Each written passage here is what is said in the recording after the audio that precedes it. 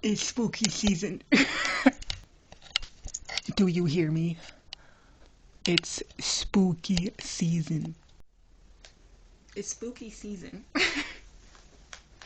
Do you know what that means? That means I've got my Scream themed Victims shirt. If you like metalcore and you're not listening to Victims, you're doing it wrong. First of all, I did my nails. I did my nails all spooky themed, and I'm so happy with how they turned out. This one's my favorite. Oh my god, look at this little guy. You got, oh, moons. It's freaking bats. And this little guy. I got my spooky mug, which I've already been using in September because, are you kidding me? This is adorable. Anyways, hello. Hello, hello. Welcome to, or back to, my channel. I am Mars, this is the Starlit Library, and I'm very happy to have you here. Welcome to this beautiful little corner on the internet. Today I would like to share with you my October TBR, which I'm super excited for. This year I haven't really been reading a lot of horror because I feel like a lot of the horror that I've read before wasn't really doing it for me, and so I've been kind of hesitant and not really feeling that much in the mood about trying out things that I don't really know if I'm really gonna like. But I think I've remedied that, and I think I've put together a list of horror books that I'm actually really excited for.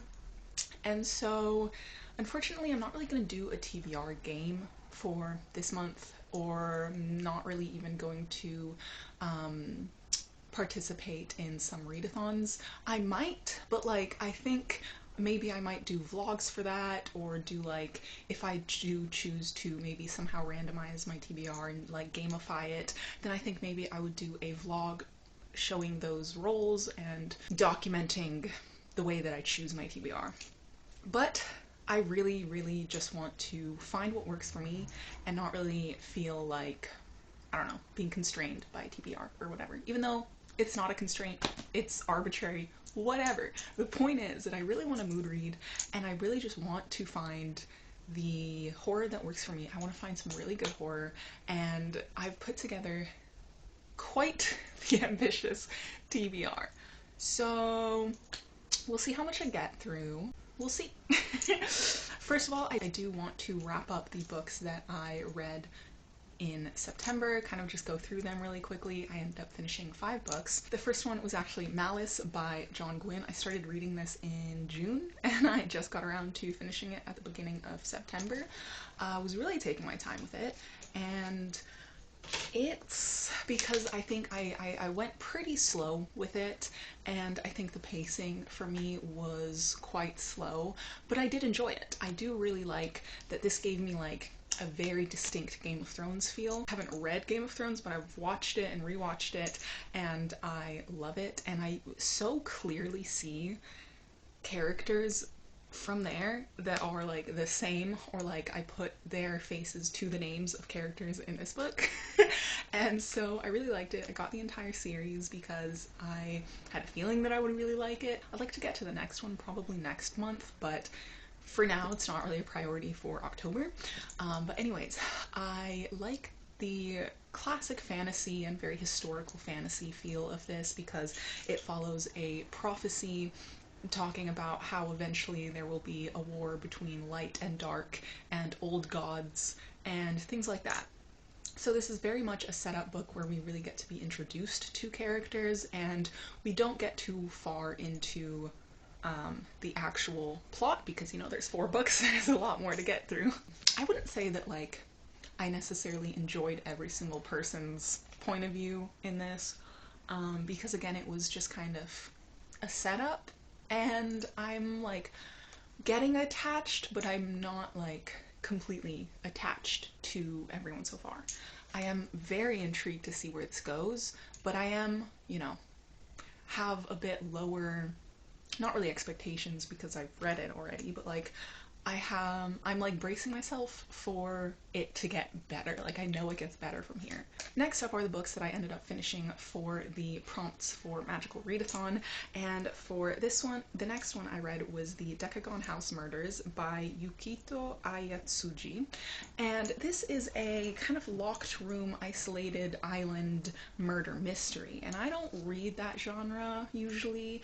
And so I was intrigued. This was something written in the 80s, a translated work, and it seemed very interesting because it's 6 students, or 5 or 6 students, that are isolated on a island in a house that is shaped like a decagon, where there were murders and death that happened some years ago. And it's all of these students who are in a murder mystery club spending the week in the house. And then people end up dying. And I thought that, I guess, the allegory to the previous murders and the way things happened was intriguing enough for me to continue, but I read this through audiobook, and the narrator was very monotonous and very, like, matter of fact. Like, the way that he was reading it was just like statements and very, like, I don't know, harsh. Like, it didn't really feel like a story. I really did not like the narration style. It made it like not something that I didn't really want to get back to. And I think also just the writing was very, I don't know how to describe it. Like, it was very terse, and it was just like describing things exactly how they are. Like, it wasn't, I didn't like it. I didn't like it, especially the ending. What? Like, within the ending, I will say that, like, the perspective kind of changed, where we got to know who the killer was, but there was no resolution, there was no justice, there was nothing. It just changed perspectives, in a sense, told us how the killer did everything that we already, like, it kind of just went through the whole plot again, told us how the killer did what they did, and left it like that. Like, that's it. And I'm like, is it, okay. Like, I didn't like it. I did not like it. I think I gave it like two stars. 2 stars for that. The next book that I finished was an arc. Look at me, getting to my arcs on time. On time this time.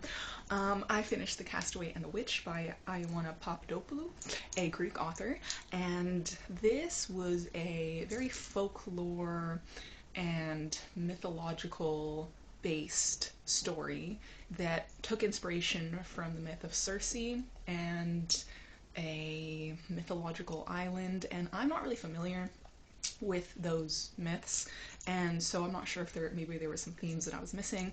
I went into a little bit more detail on some of my thoughts in a reading vlog that I will link for you to watch, get to know some of my deeper thoughts on this. But I enjoyed it. I didn't feel super satisfied by it.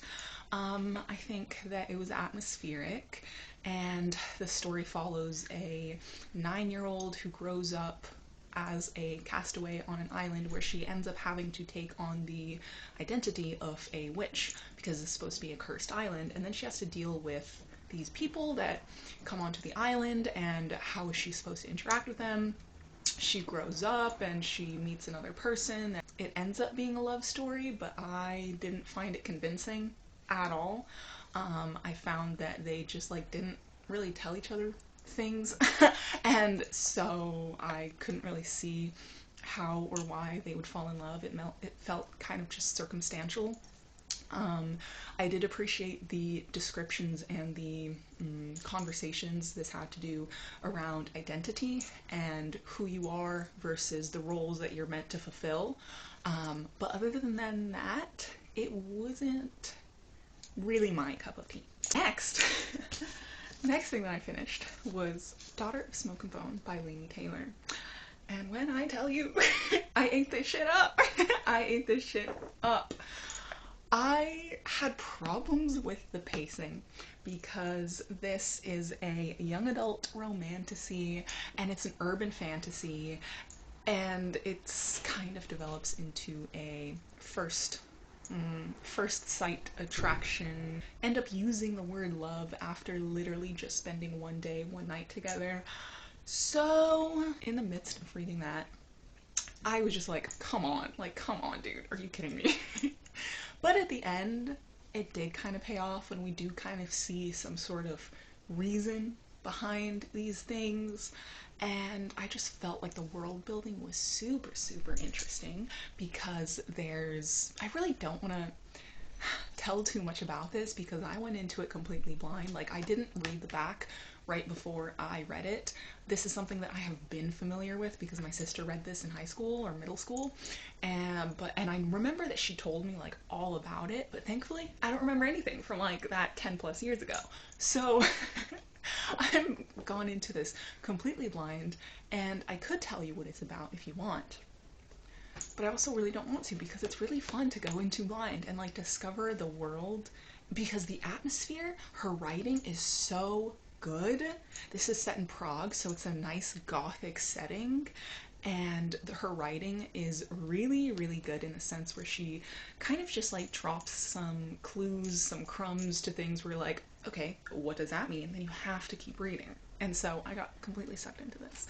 And, you know, romantasy isn't really my jam, but this world building and the plot really propelled it for me, and I really did love the characters in the end as well, even though I did feel like there was some inconsistencies, and I felt like there was like a change in the love interest's personality a bit too fast. Like, he's supposed to be morally gray and kind of a, not really a bad boy, whatever, like enemies. It's kind of like it's an enemies to lovers, but I feel like his resolve and his character softened a bit too quick. Like, I wanted to see that like hard enemy side of him more than, you know, him changing his views and becoming, yeah, morally gray, but like a little less morally gray.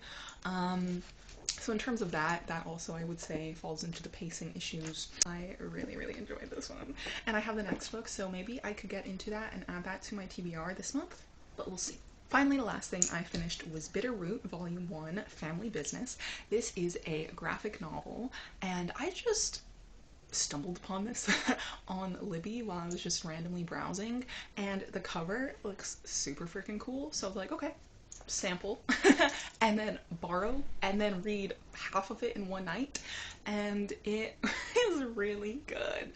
This I really appreciate also that at the end of the graphic novel, there are a collection of essays from different creators talking about the themes and the story behind this. And the main point is that this talks about racism, and this talks about the personification of racism, and I appreciate these sorts of themes and conversations and the way that they transform this into like a fantastical storytelling, which is still like horror and fucking horrifying, but I appreciate the way that they did this so much. This deals with a black family during the Harlem Renaissance in the 1920s, and there are these kind of like demons. They call them jinus. Jinus, I don't really know how to pronounce it, where white people turn into literal demons, and this family is known for, I guess, like being monster hunters or dealing with the occult side of things, and that they are ones that usually fight against these monsters. But then they also see the emergence of other monsters that they wouldn't necessarily categorize as Jinus because they're a bit more powerful, and I'm just gonna leave it at that. There are, I believe, 3 volumes. I don't know if that's it or if there will be more, but the art style, first of all, incredible, absolutely incredible. The storytelling is very, like, it kind of jumps a bit between time, like the different people that we follow in the family. It left on a cliffhanger. It was really incredible, and I highly recommend this. This definitely makes me want to look a bit more into the Harlem Renaissance. I am a lot more familiar with the civil rights movement and the time of the 1960s, but I'm not as familiar with the 1920s. But I do know that like the Harlem Renaissance was a huge like boom in creativity and creation, and I would like to really get to know a bit more about that. So that concludes my quick little wrap up. Now we will get on to my TBR. I'm so excited for. First of all, a couple things that I'm still in the middle of. It's taken me a minute, but I'm still in the middle of Empire of the Vampire. I have like this much left, which is still a considerable chunk. That's like another 300 pages that I still have left to read Empire of the Vampire. I'm loving it. I just ordered the second book, and I've talked a lot about this. I have a couple vlogs where I talk about already, where I talk about what I think about this. Check those out. I've worked really hard on those vlogs. I'm also slowly making my way through A Brief History of Time. I'm about halfway through this. I still have to work on actually taking notes that I want to take for this, but I'm really enjoying this, along with watching documentaries that might further explain things that aren't as deeply explained in this book. For another magical readathon prompt, I did start reading Crying in H Mart by Michelle Zauner. I'm only like 16% of the way through that, and I'm not entirely sure if I want to continue reading that. I don't know how like invested I am in it. I'm not that much of a memoir person, but we'll see if I continue reading that or maybe kind of just put it on the back burner for the month. I did start reading a short story collection, which I've never done before. I haven't really ever been very good at reading short stories. This is one I've had downloaded for a while. It's called Bound in Flesh, an anthology of trans body horror. And I figured that it does make sense that for me to try and find what my taste is in horror, I should try and read some short stories. And so I figured, you know, it's a great opportunity for me to try and see what it is that I'm interested in and if I like their writing styles. So I've gone through a couple stories of that. It's horror. It's unsettling. So that's been interesting. I also did start and am almost finished with At Dark I Become Loathsome by Eric LaRocca. I got this as an ARC months ago and then never actually read it. So getting through my ARCs. Other things on my physical TBR. Last month I said I wanted to get to Frankenstein, but I didn't get around to it, but this is the perfect opportunity to. I'm still super, super excited for it, and I really like this edition because it is edited, but it gives us what the original what it says in the original manuscript. So I've already went ahead and done some annotating for the parts that are edited, so I can flip back to the appendix and see what the original text says and compare that to the text that is published in this edition, which is super cool. I love a literary analysis. I'm really excited for my experience of reading this. Then I have the Nosferatu scroll by James Becker. This is apparently part of a detective series, but I have this one and I want to read this one. And so I'm not really concerned about like reading through the series in a chronological order because they're all just like different detective cases. So this one is about vampires. Next we have Shutter Island by Dennis Lehane. I've tried to watch the movie many, many years ago, but never actually did. I'm not that much of a movie person. So sometimes I will literally like start a movie, pause it, and never get back to it again. So now is a great opportunity that I can get to read the book first and then watch the movie, which I'm super excited for. In terms of some fantasy, which I might get around to, once again, who's surprised? The Starless Sea. It's been on so many TBRs now. So many. So many. We'll see. At least by the end of the year. I swear to God, at least by the end of the year. Who knows if it'll be this month, though. A fantasy that I have been waiting specifically to read in October. The Helm of Midnight. Hello. I'm so excited for this. This has been one of my top anticipated reads since I bought it like 2 or something years ago. This is about a death mask imbued with magic where you can gain the attributes of the person who this death mask is molded after. And there is a mask of a serial killer that goes missing, and then new deaths and bodies start appearing. So, perfect, perfect, perfect, perfect. I love a fantasy and mystery blended together. I need more of that in my life, and I think this is gonna be super, super fun to get to. Other than that, I've really, really, really been thinking about and having my eye on continuing The Warrior Prophet by R. Scott Baker. This just seems super atmospheric. I'm super intrigued to see what the hell is gonna go on with these characters and this plot. So this is gonna be pretty daunting because it's over 700 pages, but this could be fun.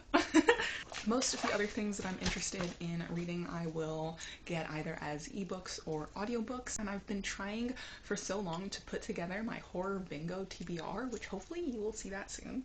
So a couple of these other titles that I think would be priorities that I'd like to get to this month are Blackmouth by Ronald Malfi. I already have that on my Libby as an audiobook, and I'm really intrigued to get to this. This was recommended by John at Talking Story. The way that he reviewed it made it sound exactly like the type of horror I might be interested in, which is amazing. And then he said that I definitely should check it out if I do like a bit more psychological and slow burn horror, because this follows a character who has to go back to discovering childhood secrets and horror and terror and all of his past coming to haunt him. So I think I might really enjoy that one. I'm also really interested in getting to John Dies at the End by David Wong.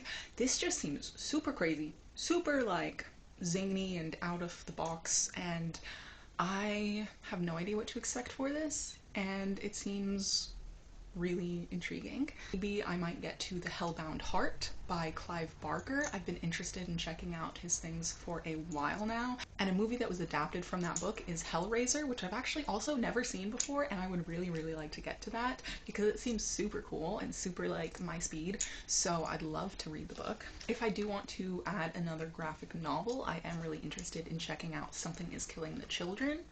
I forget what exactly this is about, but it seems really dark and sinister. I've also really been wanting to get to Knock Knock Open Wide by Neil Sharpson for so long. I don't know when it came out, maybe a couple years ago, but I've been wanting to get to it since it came out. It just seems super cool, and I absolutely love the cover. I'm very, very interested in picking up The Ruins. This seems like I don't even know what to expect from this, but this has been something that I remember hearing about it and just immediately adding that to my TBR and immediately being very interested in reading this. So maybe I'll get around to that this month. I have so much horror to explore. Everyone has been raving about We Used to Live Here by Marcus Kluwer. Everyone's raving about this.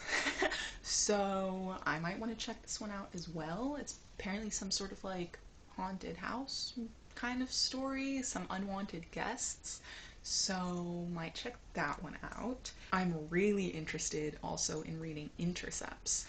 This follows some underground government research facility doing experiments on humans, and that sounds exactly like the type of things that I'm interested in. It gives me a sort of vibe of episode 13, where there were these paranormal researchers that went to check out a house where there were human experiments that used to be done. And I almost completely forgot, another physical book that I would like to get to this month is Marina by Carlos Ruiz Zafón. This is the same author that wrote The Shadow of the Wind, which is much more well known. But this book I read in 2015. I was 14 years old, and it scared the shit out of me. It scared the shit out of me. But I don't remember anything about it, plot-wise, mostly. I do remember some things, because there were some things that just, like, burned into my brain. But in terms of what the actual, like, full plot is, I have no idea. And I annotated this, and I just think this would be, like, the best thing ever. Okay, I mostly underlined things. I, like, kind of annotated and wrote some things. But I think this would be the coolest and just like a cute little experience for me to reread this and do a vlog looking at my previous annotations, adding new ones, and then just like being in my 14-year-old head again. I'm so excited for that actually. I keep on like putting this off, but this was my favorite book for the longest time. This stuck with me. This was incredible. The writing was so atmospheric. I will never forget the experience of reading this. I remember I stayed up really late and I got super, super scared. This was a very, very special book for me. And so that's kind of what intimidates me. But I'm really excited to look at this again with like new, fresh eyes and fall in love with it all over again. And my list could just go on and on and on. Hopefully I will be putting together my horror bingo TBR. If you don't know what that is, it's a bingo board with a bunch of prompts that is supposed to make you read more horror books. And this was created by Sarah at Wicked Reading. I will link her channel below for you to check out. She usually puts together a playlist with everyone's TBRs, so you can get a bunch of recommendations from that. So get ready. So these are my physical TBR hopefuls, plus like 20 more that I would access through audiobook or ebook. I'm super, super, super excited about this month, and I really hope that like my mood reading comes through and that I pick up the things that I will absolutely love. I'm really hoping that this will increase my trajectory of the books that I'm actually loving, and that I will be free to DNF the things that like I don't care about. And I just hope these hit. If you have any horror books that you think maybe I might like, please, please, please drop them in the comments. Thank you so much for sticking around this long and for chatting with me about books. It is my favorite thing to do. I am so happy to have you here in this community. If you like this video, please give it a like. If you'd like to leave a comment, give me your spookiest book recommendation or just any spooky emoji. I'm also planning on watching a lot of horror movies and hopefully doing some vlogs for that, so please click the notification bell if you'd like to see those videos coming up. Hit subscribe to keep on chatting with me and see all of this fun content that I have planned for the month, because I have some really cool ideas and vlogs that I would like to get up this month, and I hope that you will stick around long enough to see them. Thank you again for watching. Bye!